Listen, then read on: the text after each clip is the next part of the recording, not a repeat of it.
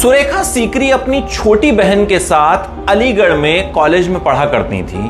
College में एक बार एक थिएटर ग्रुप आया, उन्होंने एक प्ले किया और उसके बाद सुरेखा सीकरी की छोटी बहन ने यह फैसला किया कि भाई मैं तो थिएटर जाऊंगी, एनएसडी से पढ़ाई करूंगी। तो उन्होंने एनएसडी का फॉर्म मंगवा लिया। लेकिन किसी वजह से सुरेखा सीकरी की छोटी बहन ने अपना फैसला बदल दिया। घर पे वो फॉर्म कई दिन पड़ा रहा। सुरेखा सीकरी की मां ने उनसे कहा कि सुरेखा तुम क्यों नहीं ट्राई करती। सुरेखा को लिखने का बहुत शौक था, तो सुरेखा ने कहा कि मैं तो कुछ ऐसा चाहती हूं जिसमें लिखना बहुत हो। उन्होंने कहा ठीक है, कोशिश तो करके देखो।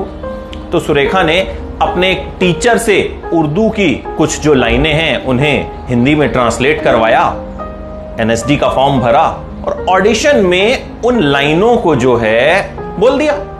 उनका कहना है कि भैया मुझे नहीं पता मैंने कैसे बोला, क्या बोला, क्योंकि मुझे तो कुछ आता ही नहीं था, एक्टिंग का ए भी नहीं आता था। लेकिन मेरा सिलेक्शन हो गया और मैं पहुंच गई एनएसडी, जहां से शुरू हुआ सुरेखा सीकरी का सफर। एक ऐसी अभिनेत्री का सफर जिन्होंने 3 बार नेशनल अवार्ड जीता। सुरेखा सीकरी आज हमारे बीच नहीं रही।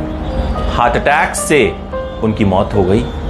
ब्रेन स्ट्रोक उन्हें एक बार पहले आया था, फिर दोबारा आया और उसी की कॉम्प्लिकेशंस के चलते एक बेहतरीन अदाकारा हमसे दूर हो गई। सुरेखा सीकरी का जन्म दिल्ली में हुआ। एक एयरफोर्स ऑफिसर के परिवार में सुरेखा सीकरी पैदा हुई।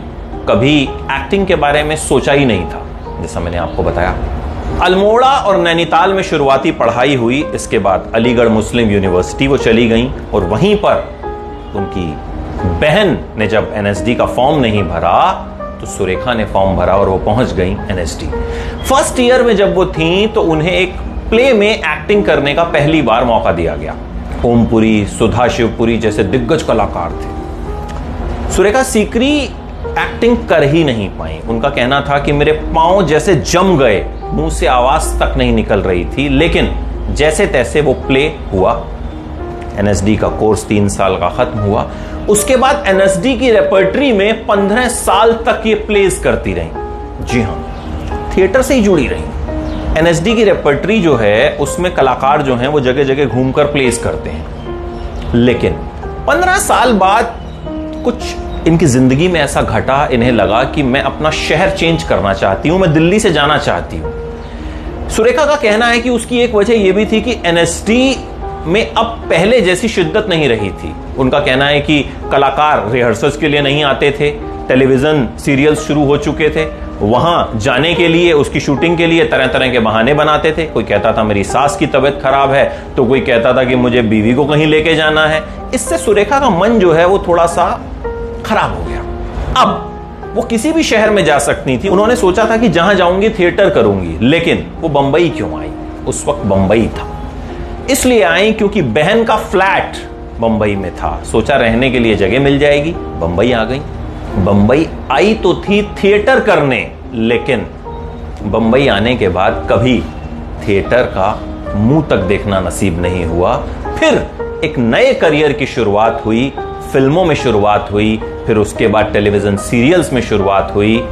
साल 1978 में सबसे पहले उन्होंने पॉलिटिकल ड्रामा फिल्म किस्सा कुर्सी का में काम किया।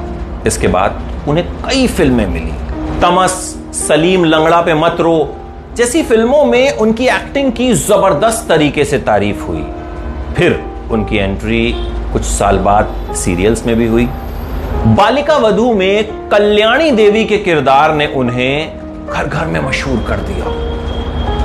बालिका वधू को जो पॉपुलैरिटी मिली उसके पीछे कहीं ना कहीं दादी साहब का बहुत बड़ा हाथ था। जिस तरह से एक झूले पर बैठकर वो फप्तियां कसती थी आनंदी को, उसी की वजह से ये सीरियल जो है लोगों के दिलों को छू गया।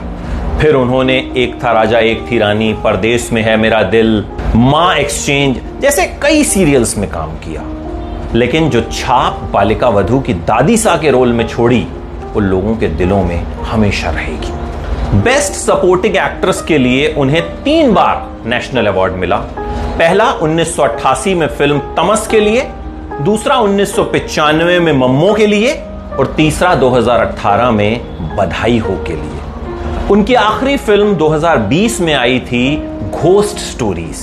इसके बाद से वो खूब बीमार रहीं और पर्दे पर हमें नहीं नजर आईं और अब हमारे बीच नहीं रहीं। लेकिन कलाकार कभी मरता नहीं है और सुरेखा सीकरी ने तो अपनी अदाकारी से जो एक रेखा खींची है उसके पार जाना बहुत कम हीरोइनों के, बहुत कम कलाकारों के बस की बात होगी।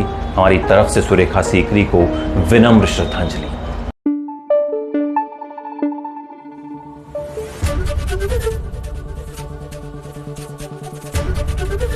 एबीपी न्यूज आपको रखे आगे।